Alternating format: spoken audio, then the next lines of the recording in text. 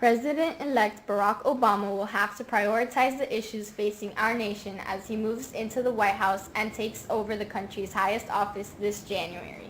Most Americans believe, without a doubt, the environment, the war on terror, the economy, and energy are amongst his long list of fixer-uppers.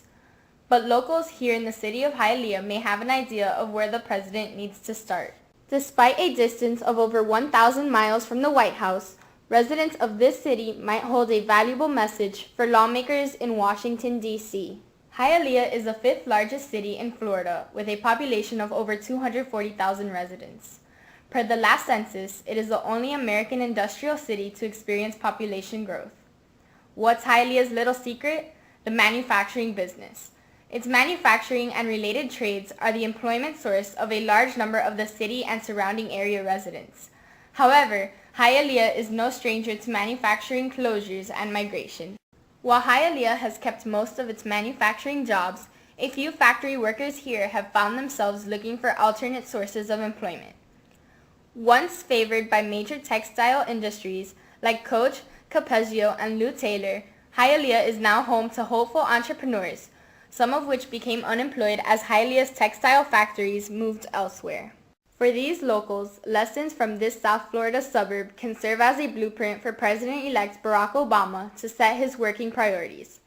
For them, as many other Americans, bringing back manufacturing and getting the words "Made in the USA" in some consumables must top the president's to-do list. The president should bring back manufacturing jobs into this economy in order to stimulate the recovery of its nation. I absolutely believe that the manufacturing jobs should be brought back to the U.S.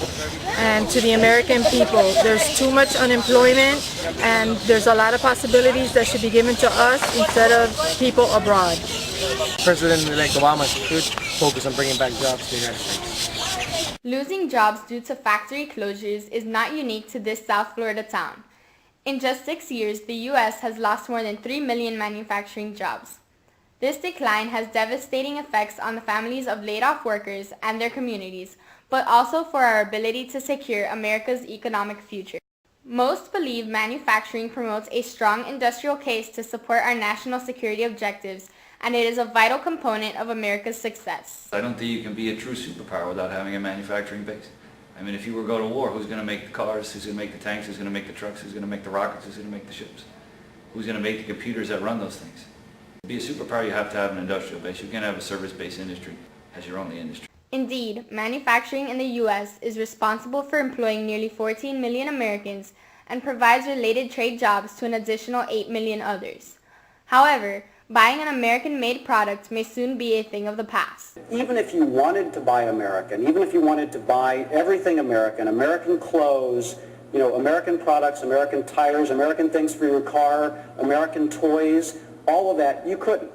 It's impossible to do it because we've lost so much manufacturing now. While some fully endorse bringing manufacturing back to the U.S. on the basis of decreasing unemployment and improving the economy, others, on the contrary, believe outsourcing manufacturing is not all that negative, and they are not shy of recognizing some of the benefits such closures have brought onto them.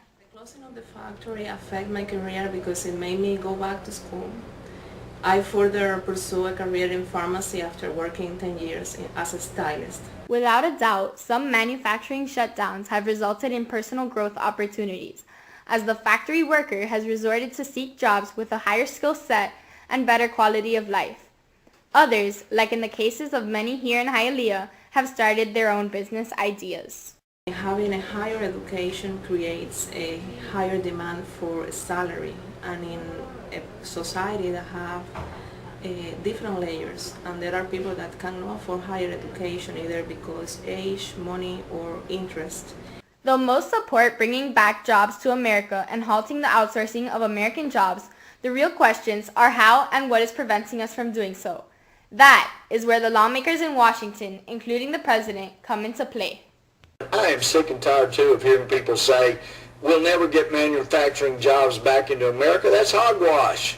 Look around the world. Some of us went to China. What was the number one reason industry was moving to China? They told us why they moved their industry. Yeah, they said labor's cheaper, but we got better quality control back in the U.S.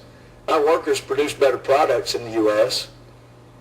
but the corporate tax rate is less than half of what it is here. Lower the corporate tax rate, you'll see manufacturing jobs flood back into the United States. That's what it's all about. Second only to Japan, America has the highest corporate tax rate in the world. To some, this is the reason America's manufacturing business has moved to other countries such as India, where the low tax rates make it cheaper to produce. I think that he made promises during the election that he was going to bring more jobs back to the United States. The only way you were going to be able to do that is to create an equal playing ground for our manufacturing business with those that are happening in Asia, those that are happening in Central and South America. And so you almost have to create either a tax benefit so that they're able to compete, or to provide them a subsidy so that they're able to compete. That will become very political though. Others favor protectionism by increasing tariffs for imports and applying penalties for taking businesses abroad, hoping it would discourage imports from other countries and force companies to come back home for manufacturing.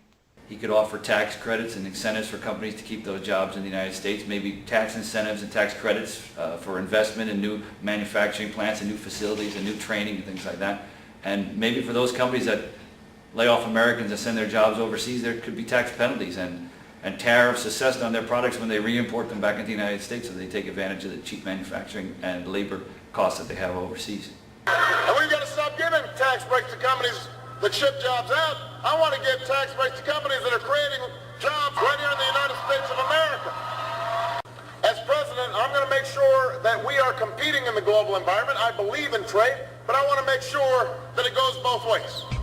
Bringing manufacturing back to the U.S. most definitely has its pros and cons, but have no doubt. Manufacturing creates jobs, and this alone would address some of our economic challenges.